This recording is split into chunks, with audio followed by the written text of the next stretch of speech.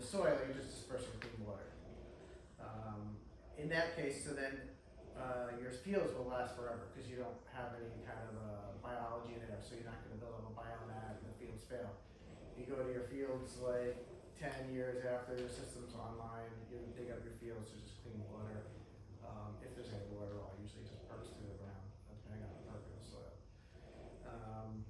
So I've been involved with a lot of these companies over the years, and I started with FujiClean maybe 5 or 6 years ago. And out of all the units I've ever done, this is the simplest one. It's been so well engineered. It's made in Japan. It's been around since 1961. In Japan, they don't have leaching fields there, so the unit has to be so efficient that the water leaving their tank in all the houses goes out to the street and goes into the stormwater and out to basically out to the ocean or wherever, but there's no fields. We have that here in some parts of it, like in Ohio and Texas. There's no fields there; they just disperse to the street. So it's got to be treated at a high quality effluent. So this is the tank right here. This is the one we do the most. That's the FujiClean unit. It's 3 compartments.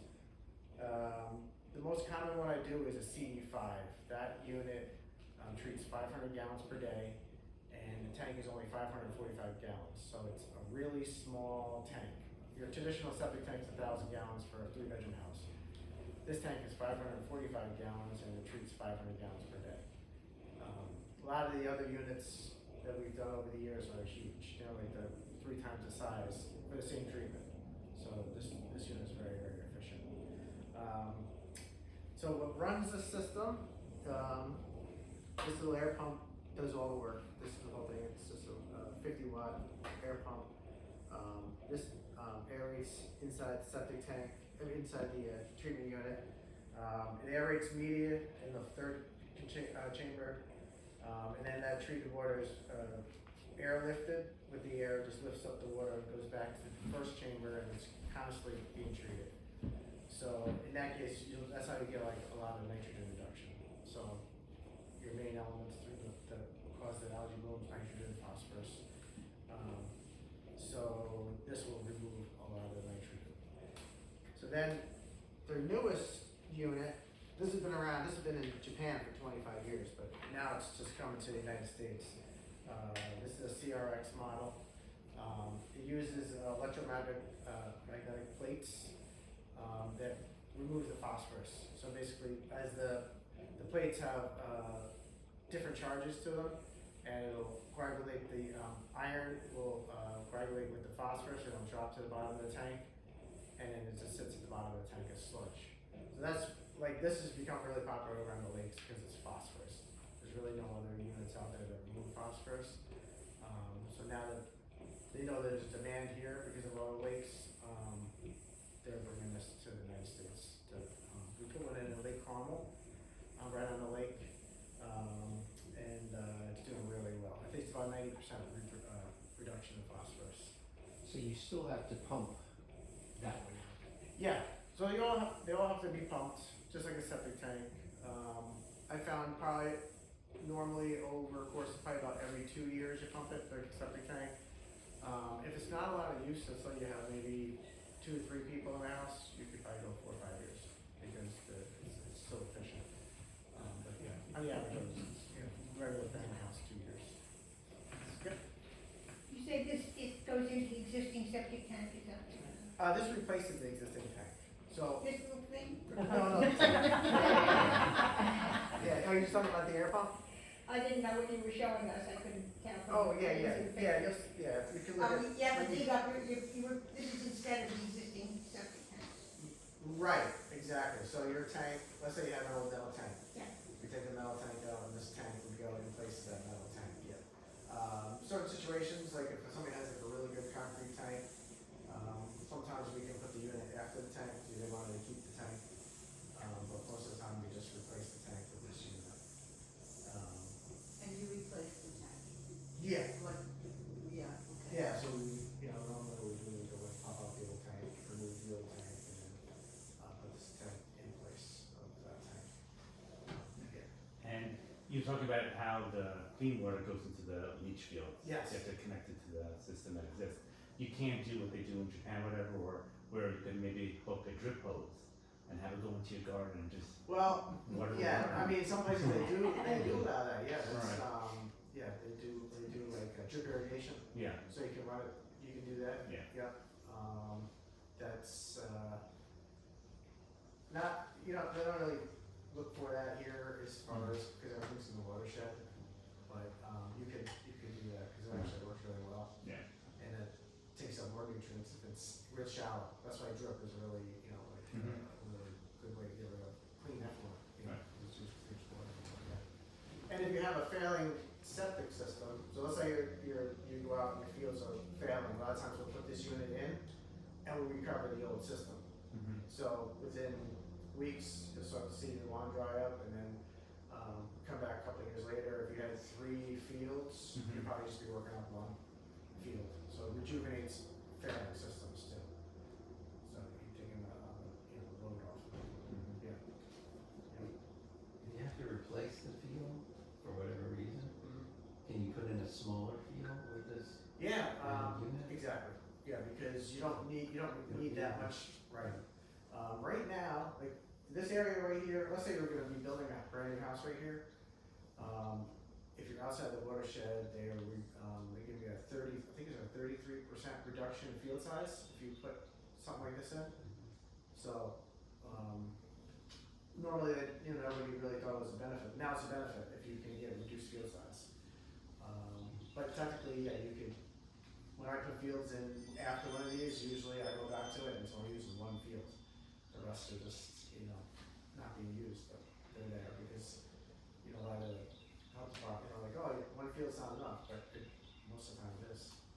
I have a system I put in, not a FujiClean, but it was another system I put in 1987. And I go back to that unit, now, and it's only using about 10 or 15 feet of the first field.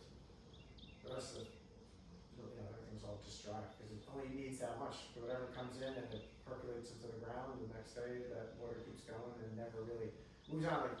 Like, normal septic system, it'll build up a biomass, so we'll use the 15 feet, then 20 feet, then we'll use that whole field, then we'll go to the next one, because the soil interface kind of will biologically clog.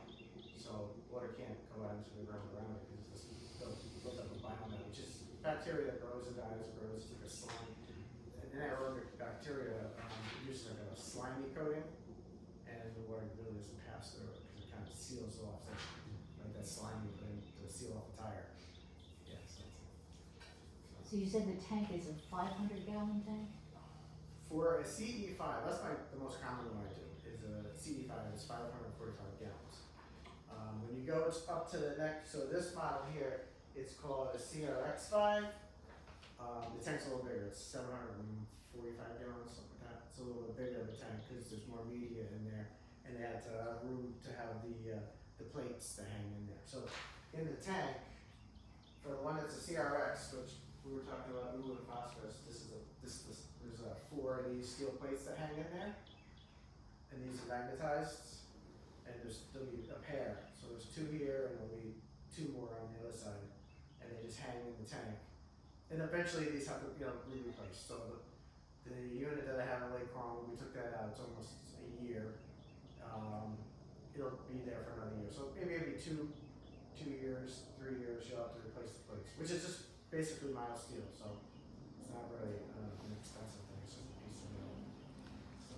Can you talk about the expense of maintenance of this product? Like how often we'd have to call and have somebody come, and what the cost would be, like on a yearly basis? Yeah, so for all the systems I have in now, I try to always, I'll stop at every site for like once a year, depending on how many people live in the house.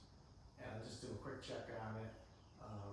So if it's something like that, it's usually under $200 for me to come there and take a look at everything. And that's the CRX we're talking about?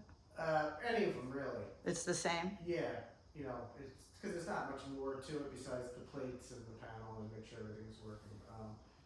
And then what I try to do is I'll try to, if I come to service the unit, I'll pump it out and do all the service all in the same thing, so it's really no more money than just pumping your septic tank out, it's included, cause I'm already there. But it's an annual.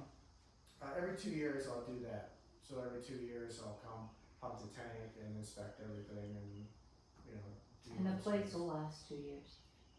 Yeah, so if you're doing the CRX model, yeah, they're good for 2 years, could be longer, and we just pull them out and see how they look, you know, so see what's left on them, and then you would put new plates in there. That's for, like, if you live close to the water and your main goal is to remove phosphorus, then that would be the way to go, is with those. You know, if you're far away from the water, you just wanna treat the water and get rid of some nitrogen, you know, then you could go with the CE model, or there's another model, it's a nitrogen model, it's a CEN. We're all on the lake here. Yeah, exactly, so you're looking for that one. And what is the cost to put in a new program like that? What would be the overall cost? A whole new system, Correct, yeah. so right now, they haven't actually come up with right now it's gonna be at a reduced rate, so as you're talking maybe somewhere between $10,000 and $12,000. They don't know if it's gonna come up a little bit or not, because And that's for the they're tank at- and the field. that would be the system to your old fields. Okay. Yeah, so like when I do the CE model, Mhm. I do tons of those. That's usually around somewhere between 85 and 95 for that unit. This one, the CRX one is a little more expensive because it has a different control panel, it has the plates, so there's a little bit more to it. And there's also electrical involved, right? Yes, Right. right, yeah. Is that included in the 10 to 12? Yeah, I mean, I just have we just mount the panel and we'll wire it all up. So depending on if you have an electrician that you deal with, then you would do that, but a lot of times we'll just have. What's the warranty on the pump? So this pump here, this pump will last about 8 years without having to do anything to it. After that, this has a voltage sensor in it. So if it has low voltage, like let's say it'll let you know if the diaphragms are going on it, and the alarm will go off. And it's about a $40 or $50 rebuild kit, and then it'll just keep working. So. What if the power goes out? That was my Is that- question. What if the power goes out? Some of it's on a Oh, so if the power goes out, the system will just work the way it normally does, it'll just gravity flow through the system. When power goes back up, everything just picks back up again. Yeah, so there's nothing that really happens besides, What triggers the alarm? what's that? What triggers the alarm? So, okay, this is the alarm panel, this controls everything. So in here, That goes in the house? on the side of the house, just outside. So this is set up, so there's a float in there for high level, so if for some reason the level of the tank is high, it'll set the alarm off. And then now, they used to have a pressure switch that went to this, so if the air pump stopped working, the pressure switch would go off, but now they have, it's done by voltage. So if it shuts off, or sometimes the amperage will go up if the diaphragms go bad, so it won't have any load to it, so it just reads the amperage, and the alarm will go off on that. And that's it, and this is actually set up, so if you have a pump, like let's say your fields are up on a hill, it'll run a pump too. And it has also, you can set the time, so if you wanted to pump up at a certain time of the day, it's got a timer on it too. So this is the newest panels. So. Joan has a question over there. I don't know if you can see her. Hi, how much wattage does that pull? And I'm asking because when the power goes out and your well is pumping at the same time, Yep. it burns out your well pump, like with the brownout. That's happened to me, just be coincidence. Yeah. So yes. how much does that pull and what will happen? So I think with this is the brownout? like a 50 watt, 50, 60 50 watt. watt? Yep, and it's just like a light bulb basically, and Okay. the amperage is low, it's like 1 amp, Okay. it's very low amperage, so, yeah, it's super efficient. So what happens with the brownout? When the power is low, but we still have it, does it burn the motor? I've really never seen that, these things, they're so well made, like in Japan they have these things outside on racks and they just keep running and running and, in all kinds of weather, they do all kinds of stuff to them, but really, they last like forever, they just keep going, they just put the rebuild kit in there, you know, And it's- so, it's yeah, in the I've never tank? had to replace one of those, so. It's in the tank underground? No, so this is the air pump, so this will sit somewhere near the house in Oh, like a okay. little So you can weatherproof replace it box. if you have to? Yeah, I mean, this is weatherproof just the way it is, Mhm. but we put them inside like a small box, like tucked, you know, behind a bush or something like that, just to keep the dust out of them and just to keep them a little protected from that. Thank you. I had another question. You're talking about phosphorus removal. Yep. And there's also nitrogen removal? Yep. And then just all the waste that usually goes into a septic tank, what happens with that? So that's in the first compartment. Uh, So as the waste comes in, that first compartment has all the solid material. So it'll just sit there, but as the treated water keeps getting returned, it's actually breaking that down, because it's not really a septic tank, you know, it's got a little oxygen in it, so it starts to break down. But eventually you'll have to pump that out just like a septic tank. But it's reduced because it's treated water that keeps returning into the inlet of the tank. And what is that 2-year pump out maintenance fee? So right now we do, like for normal septic tank, it's $400 to pump out a tank, so it's like $400 plus taxes are normal. So we just make it the same as our septic tank, pump out, we don't add anything, because we're already there doing it. You know, it's not like a separate trip, so. Sorry, that one does nitrogen and phosphorus or nitrogen only? Which one? The one that's sitting on the, Oh, yeah, this is just the air pump that runs the Oh, okay. system, yeah. So- The tanks are, so you have, you can, once you pick these up, you'll see them, like, there's the different models. Although CRX is not on this one, but I do have a brochure on that one here. but you know- some only do nitrogen, or do they all do nitrogen and Right, phosphorus? so, they'll all do nitrogen, but there's some that do more nitrogen. So, a CN is what they put like down in Suffolk County, on Long Island. There's like, I think they have like maybe 8,000 of these down there. They're putting them in like crazy down there, and, because they reduce nitrogen. And that's pretty much the only unit they put in down there. They don't really have much, mostly nitrogen is their concern down there, not phosphorus, I guess.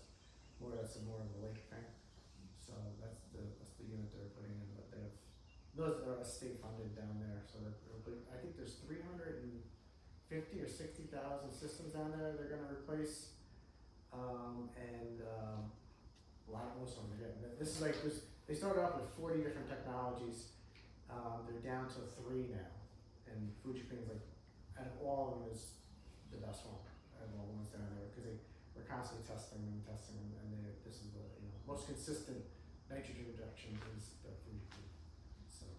Just in terms of the capacity, because here, I think a lot of the systems are just grandfathered in, like, Oh, they're yeah. so close to the lake, Yeah, they're grandfathered in, but they can't be expanded, the size can't be expanded in terms of capacity. yeah. You said this is, 550, the one. The first CRX? system. Yeah, CRX is 550, which is equivalent, you're saying, but the county and town treat that as equivalent as a 1,000? Right, so, okay, so if your minimum size for a septic tank, if you go to replace one, if you can fit it, I mean, sometimes you got ledge and you can't fit it in, Yeah. it's 1,000 gallons. Okay, But these aren't based on gallons, they're Yeah. based on gallons per day. Yeah. So the smallest unit treats 500 gallons per day. yeah, okay. Right now, Putnam County just reduced from 150 gallons per day per bedroom to 110. Okay, That's the state code now, Yeah. so, okay, so now they've reduced the gallons per day. okay. So, a unit that I used to put in, a CE5, would be good for 3 bedrooms, now it's good for 4 bedrooms.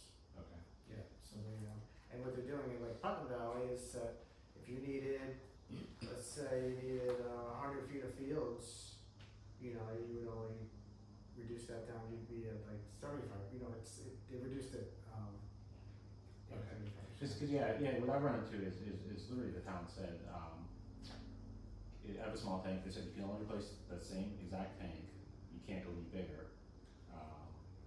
And so I'm wondering if like, in these cases, if this would be too big, if the capacity is too big, then the town's good. You mean the capacity of like the treatment? Yeah. Yeah, It's I too mean, much capacity. That's basically your small, 500 gallons per day would be your smallest, Okay, yeah, if there's anything smaller, I think they wouldn't, fills anything for less than that. Okay, alright, yeah, so, okay, alright, so yeah, that might be an issue for some folks, so the capacity is just too big. Yeah. Okay. You mean you mean if they only use less than that? Saying if the town, like, if you have a system that's like rated for, 2 bedrooms only, a current system, or a 3 bedroom, they won't let you install a system that can process for 3 bedroom, you can't go from 2 to 3 bedroom capacity or 3 to 4, the town won't let us do that. Right, you mean if you put this in, can you add bedrooms? Or even that, I'm not even sure, they've told me they won't, you can't even put in a system that's any bigger. Like, not forget adding bedrooms, but you can't put in a system that could have the capacity for an extra bedroom. Believe it or not. Yeah, no, that's true. It's kind of No, crazy, no. no, it's crazy logic, but that's what the Yeah, building inspectors indicate. yeah, he's probably seen Okay. this. The county health department. This is the town Oh. indicated this to me. I thought the county health department was the one that regulated septic, Yeah, not the yeah, town. yeah, they really have the say on that. Yeah, Why that's- don't you yeah, tell that's- them? Anybody from Yeah. town, I know Putnam Valley, they like to think that they have, you know, I mean, it's like, I always talk to the health department, they're always like, you know, they're like crazy down there, you know? And they have to get their approval, like, we're the ones approving it, that they can't approve the septic, it has to be done with the health Okay. department. So Yeah. the health department would say, yeah, you have a 2 bedroom, you're put in a CE5, Right, which will work fine. yeah, Yeah, okay. it's Yeah, that's good up to to 500 gallons. Yeah. Most people only, I mean, I put a water meter on my house and I have 5 people in my house, and my kids like use water like crazy, but in the end, I figured out I use 250 gallons per day, which I figured one kid would use that much, because they just leave the shower running and they're not even in there, so, so it's basically oversized, but yeah. How much does a washer and dryer use a day? Or washer?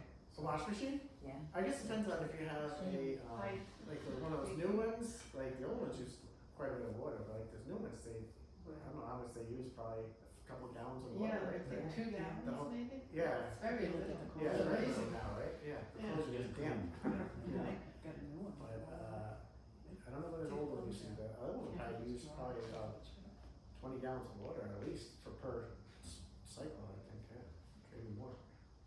Thank you.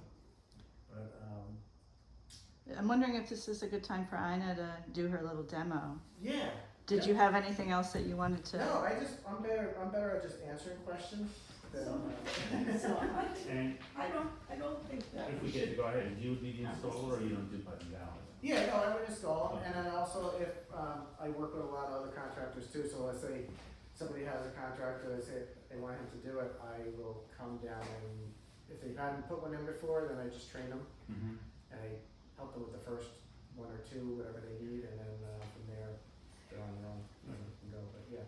I have a lot of contractors that are doing them, I train them all. I'm sorry, do you dispose of the old Yeah, tank? yeah, we pump that out, we take it away, and then, yeah, we wash it all down, and then it becomes scrap metal. If it's metal, you know, Now it's concrete. just No, we have- plastic. Yeah. Yeah, plastic, that one we have to wash down, we cut it all up, and then we have to put it, goes into a dumpster. Okay, it's all you. Why don't you stay up here with me, I'll because just hang then out. people can ask questions to Yeah. you first. I realize we're kind of preaching to the choir here, so if I say things that are really basic, they're mostly just for you guys to translate to other people here. But there are people who ask me constantly, why are you so concerned about phosphorus? Like, what is the big deal? And this is just like a mini thing on it. So, the rate limiting factor for general growth in fresh water is phosphorus. In salt water, it happens to be nitrogen. Both water systems need phosphorus and nitrogen. They're both like super important to, everybody, to me, to you, to a chipmunk, to a bird. But that's what we call rate limiting. So that's why we emphasize phosphorus a lot. The second reason we emphasize phosphorus a lot is that it's so hard to get out of the system. So this is some of the things that Pat's been talking about, but when he talks about this aerator, what's in the atmosphere? There's a lot of nitrogen in the atmosphere. So if you can aerate the things that are coming into your tank, nitrogen can be allowed it's normal, you're breathing it all the time, there's no problem with that. So that's that's a way to get rid of nitrogen. Phosphorus isn't so easy to get rid of.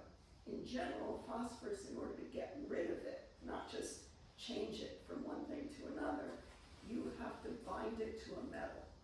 And the metals are aluminum, cesium, iron, and the system is using the iron. But that's why we concentrate on the phosphorus. Now, honestly, phosphorus is not harmful to you and me. I'm just gonna give you a number, but what the number we look at the lake is that we would aim to be 10 milligrams per liter. Like, we're usually up between 16 and 20 in this lake, which is really very good. That if we can keep it there, we will be fine, as you can see from this year. But there are lakes that go to 50 and 100 and 200. Those are the ones that have pea soup green. That's where we don't want to go. And we have a lot of advantages here because most of this watershed is forest. We don't have agricultural, we don't have industry, we have the taconic, and then we have us. So the thing is, because it's us, like as in our septic systems, that means that we actually have control a little bit over these nutrient pollutants that go into the lake, nitrogen and phosphorus. But phosphorus isn't, when we talk about a pollutant, people are usually thinking about things like mercury and arsenic, and phosphorus is not like that. So given the numbers I talked to you, 10 and 20, I could drink up to, or eat up to 7,000 milligrams of phosphorus a day. That's, without it harming me. I need it, in fact. That's in ATP, it's in DNA, it's, my body needs it. And it's in all the foods that we eat. And so we're not talking about things that are poisons. They're pollutants, but they're pollutants because of the level. And the level for a lake or an ocean is very different. So Pat invited me, this was great. This is the house that we went to look at on Lake Carmel. Who knew there was this beautiful house on Lake Carmel with a beautiful lakefront? And, how do I change? There we go.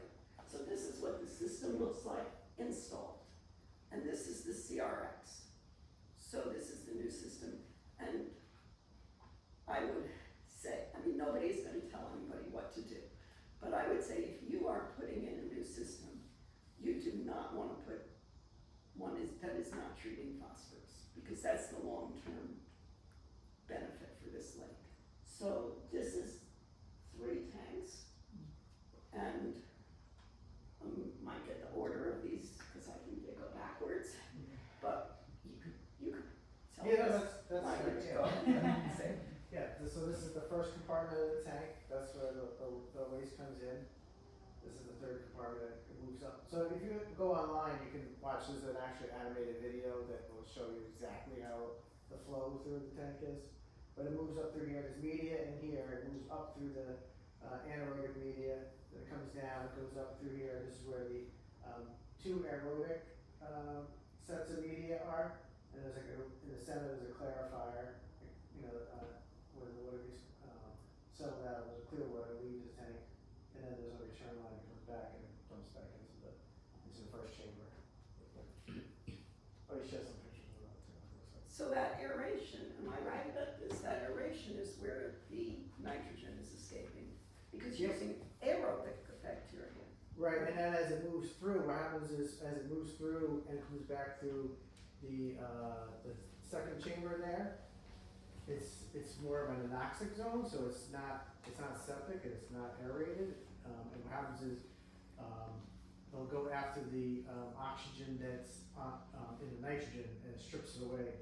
So it's basically called it's called denitrification. So it's basically where they would consume the oxygen and the nitrogen. So that you need that that middle compartment is really where a lot of the nitrogen reduction is done, is right there.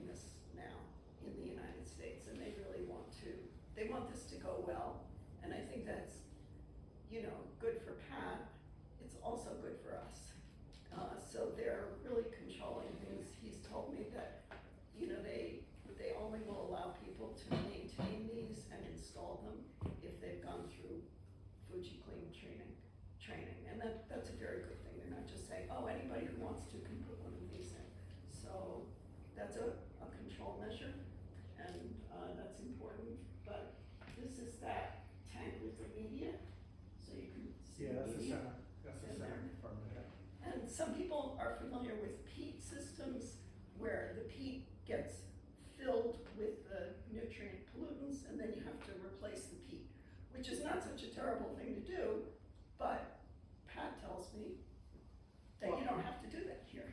No, yeah, that's the thing, we did tons of peat systems, but what happens is eventually the peat gets exhausted. And then you have to get rid of the peat, which is very hard to do, because you need to either like dig a hole near the units and bury it, it's very hard to get rid of it. And then put new peat, and it's just super expensive. Used to be a bag of peat was like maybe $700 for those big bundles, so we do about 2 peat units, so you usually need like 2 bags of that. But now, the last time I did a peat replacement, it was $4,000 for do 3 peat units. But like the price because of the shipping from Ireland. And it's a non-renewable resource as well. So Yeah, but with this, you're doing all the treatment right in the sustainable. tank, and then it goes straight into the soil, and you're done. And And then then you, nothing to ever replace ever, you know. so this will last. Quick question, so the plate, that metal plate, that magnetic plate, Yep, it's just. are you yep. charging us each time we pull it out to replace it? Is it recyclable, you clean it off, you put the same one back in? or- Right, yeah, so like that was just checked, Mhm. and then just set it back down in there. Okay, so every time we replace the plate, you said they So, need to be replaced Every couple of years. Okay, so you charge us or we recycle them, we clean off the ones that we have and then put it Well, back in? basically that plate will just disappear. Oh, it so- disintegrates, Yes. okay, Yeah, That's so what as it disintegrates and binds with it'll fall to the bottom of the tank. So basically in the end, it's just, it'll look like rusty water at the, sludge at the bottom of the tank. And then you would just put 2 new plates on there. how much is replacement for? I don't have a hard number on the plates, but it's just a steel plate that's probably, I would think they're more than $20 or something, it's just a piece of steel, it's not, we're probably just gonna have those, right now they're just giving them to me, but, probably just get them made up locally, just sheet steel and just have a whole bunch, stamped out. Okay, so as part So of, it's not like an expense, it's not like anything special.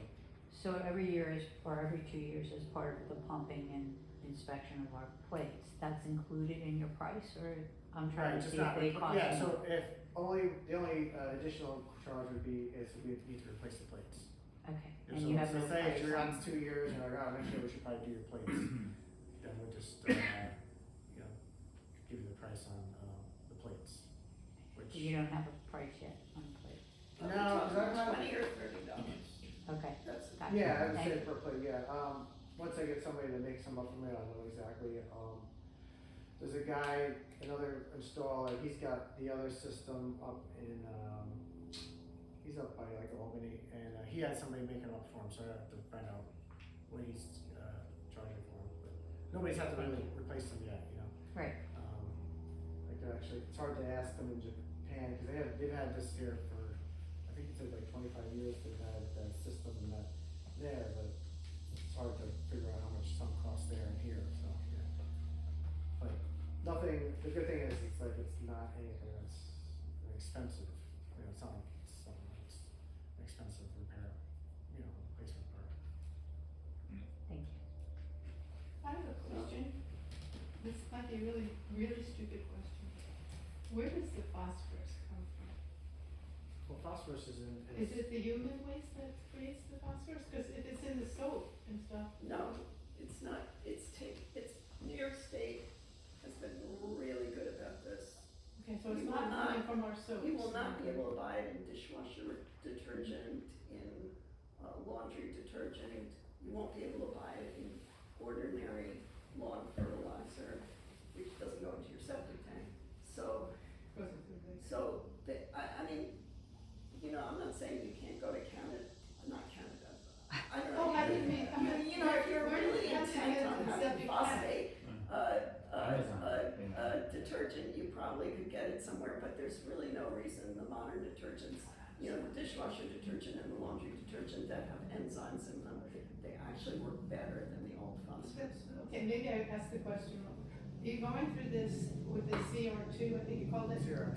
CRX. To remove the phosphorus. Yeah. Where is the phosphorus, how does it get into the tank, where is it coming So from? Is it from the it is- human waste or is it from the Yeah. soaps? No, it's not from the soaps. It's from the human waste. But think about it, again, it's in DNA, it's in ATP. Okay, It's thanks. absolutely essential to life. So you're really not going to find any living form that doesn't have phosphorus in. So that means that all of your food, vegetable, animal, you know, whether you're a vegetarian or not, you are eating a lot of phosphorus. And that's fine, you need to eat phosphorus. Yeah. Remember that number I gave you, 7,000 milligrams, 10 milligrams, 20 milligrams? Okay, I was just curious. And then, yeah, no, it's a good question. So it's coming from your waste, and we call it a nutrient pollutant, which means that it's a nutrient, but for the lake, it's a pollutant. So it's not a poison, and the Department of Health, frankly, while they've been terrific about this, and I do want to tell you that Supervisor Anabi is on top of this, that the Department of Health is on top of this, that I think, you know, the sooner we can get a couple of people, no pressure, nothing. But, you know, if there's a need and we can get a couple of those systems here on the lake, that begins to change the culture and change the understanding. And sometimes people say, well, I don't swim, you know, I just like to look at the lake, maybe I go out in a boat sometimes, you know. So I don't care what's in there. But I'm gonna say that you do care. And you care, number one, because you don't want to look down at a lake, you know, completely covered with weeds. You don't wanna look down at a lake that's pea soup green. And you don't wanna look at that, the toxic algae, blue-green paint spills. So that's number one. And number two People in is that Summer might care. there's a ton of information that looks at property values around lakes and lake clarity. And believe it or not, you know, we do this, like how clear is the lake? We drop a disc, a black and white disc, a Secchi dish, to see how clear is the lake. And every foot of clarity changes the property values. You will tell you. It makes a big difference. So you care about keeping this lake clean for, you know, all the lovely reasons, and you also care because it's intrinsic to the value of your property. I suppose I think I read the covers are pretty hard, so you can walk on them, or you could put a Oh, yeah. temporary surface. Yeah, you On can top drop of the the covers, covers, right. yeah, they're, It might be a good moment to just let you know about some discounts. So Cook has been offering discounts to Roaring Brook, but we've been in touch with the other lakes, and they're also getting discounts from a company called Wind River, which is an amalgamation of some of the smaller septic pumping companies, and so they've agreed to also give us a discount. I wanted them to give me the information yesterday, I didn't get it. Sorry, on Friday, but as soon as I do, we'll share that with everybody so that, and I just wanna put a plug in for considering, going to a 3-year schedule for yourselves on a voluntary basis. I've been doing it, I think especially lakes, homes that are directly on the lake, that's really helpful to do. Obviously, it depends a lot on how many people are in your home and how often, you know, you're having visitors and things like that. It's not like a set thing. But in general, most lakes that I've been doing research on have a 3-year pump out as their law. We don't. We have the 5. Oscawana does have the 3-year pump out because they're an impaired lake, declared so by New York State. And I don't think there's an appetite to go to a 5-year regulation, so that's fine. But if we could somehow just encourage your neighbors to consider a 3-year pump out. The other thing we're doing is we're trying to see if we can get a grant to fund the replacement, the CRX in particular version. Matt Slater, who's up for re-election in Albany, has just put a legislative proposal in to have HABs considered a contaminant. And if they are, then that will open up, that'll unlock more state funding for us. But in the meantime, Oscawana does get 50% of the cost of their replacement, and we're trying to get on that list to see estimate. So we're trying to encourage, some of our political leaders to support us in this with the DEC, which is the ultimate arbiter of whether we get on that list or not. So stay tuned. I mean, it'd be great if we could give you that good news, but this would certainly, CRX does seem like, you know, if you're having to make an investment, it does seem like it's a little less expensive than some of the traditional ones, and has the added benefits that we've heard today. Unless there's anything further anybody wanted to add, we could open up the food and coffee. I'm gonna follow up one piece of that. You know, I don't know whether we'll be able to be eligible for grants. We're going to try really hard, but it's not gonna be because we don't want our lake, because we want our lake to look pretty. It'll be because of other things, and we're looking for those. And one of the big ones that we're looking at is that we're in the water supply for the town of Peekskill, not Lake Peekskill. The water that leaves the lake goes into Peekskill Hollow Brook, and then it goes into the reservoir for the town of Peekskill, where it's treated. But one of the things about HABs, which makes it so important, is that HABs are actually hard to treat. Not HABs, the toxins that they produce are hard to treat. If you have a water body and you take the water directly from that water body, if you boil it, you will not destroy the toxins. If you add chlorine, you will not destroy the toxins from the HABs. So when the town of Toledo, which by the way has a huge, you know, it's on one of the Great Lakes, and it has a huge agricultural watershed, so it's very different from us, but when their water supply became contaminated with toxins, they had to actually shut down all of the taps in Toledo, Ohio, which is like, you know, makes it very reasonable. A little piece of, you know, please to people and to publicize is that one of the ways that we built up a history of having HABs here on Bolingbrook Lake is to have people take photos and send me the photos, or send them directly into the DEC, whichever you prefer, but that way we document HABs. We have had a great year this year. We've had no HABs. Our weeds are just one of the best they've ever been, and our fish population is responding, so things are great. But that doesn't mean they always will be, and keeping those records can be very helpful, so send photos. Sorry. Thank you, Pat, for joining us on a Sunday morning. And please join us for we've got cheese Danish, we've got fruit, we've got yogurt, we've got apples, Thank donuts. you, Sarah, for hosting Oh, us. Come and join us for anything you'd like, and Pat, can you hang around a little bit if people have more questions? Excellent. Thank you.